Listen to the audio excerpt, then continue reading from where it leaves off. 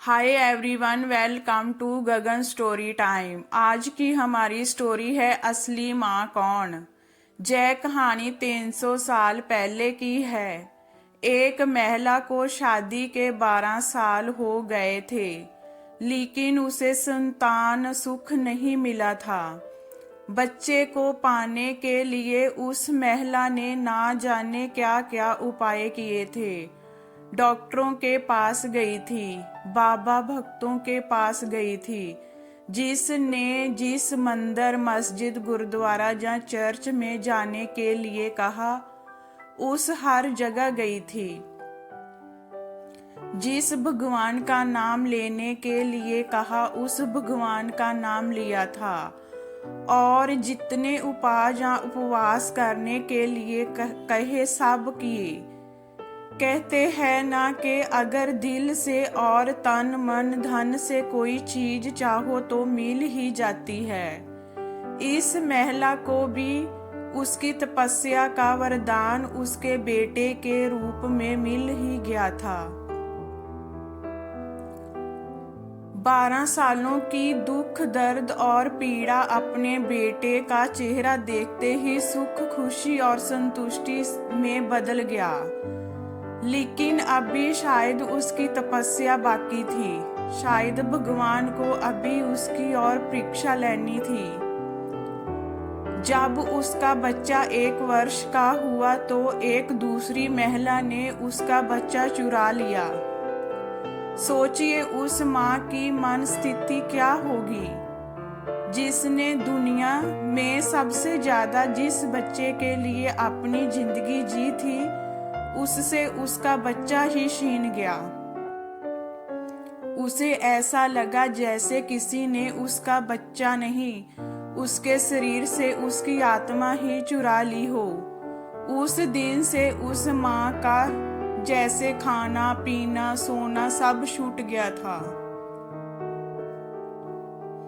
उसे ना भूख लगती थी, ना प्यास लगती, ना नींद आती। हार मान जाए वह माँ कैसी अपने बच्चे को ढूंढने में उसने जमीन आसमान एक कर दिया।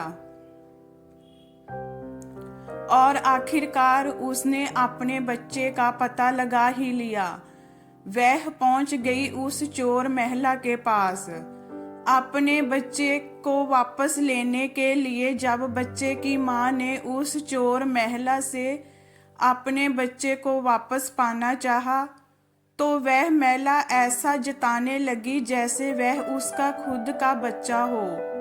जब बच्चे की माँ को लगा किसी भी तरह से बात बनती नजर नहीं आ रही, तब वो इस मुद्दे को राजा के पास लेकर गई। राजा के दरबार में दोनों महिलाएं हाजिर की गई। दोनों ही महिलाएं उस बच्चे पर अपना पूरा हक जताने लगी।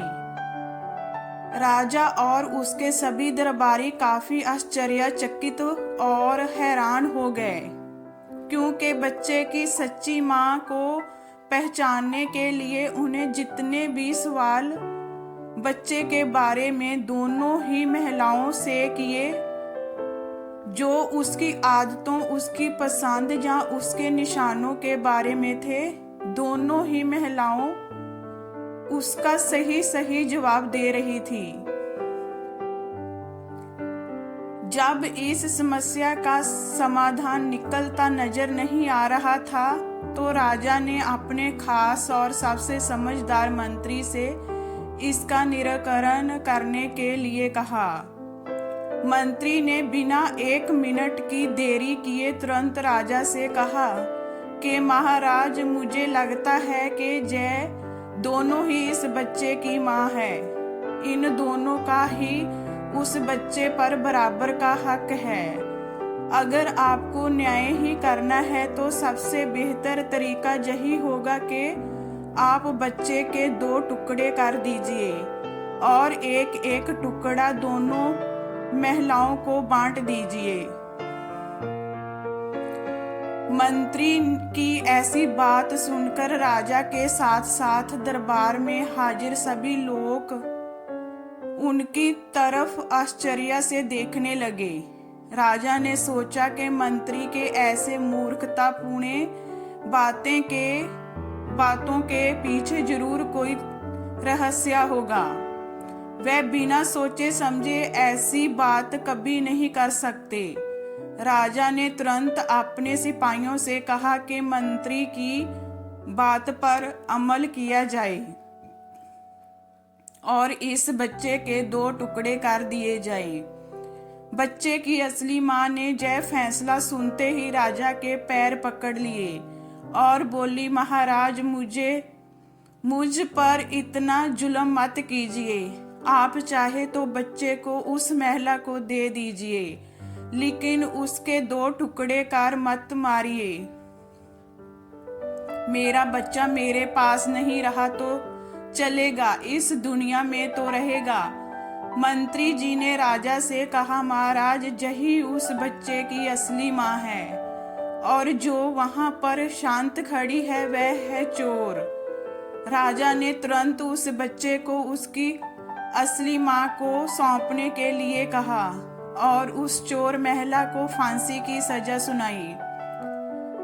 बच्चे की असली माँ को उस दूसरी महिला पर जिसने उसका बच्चा चुराया था दया आ गई, क्योंकि उससे मिलने के बाद उसे यह पता चला था कि वह भी उसी परिस्थिति से गुजर रही थी जिससे वह 12 सालों से गुजर रही थी।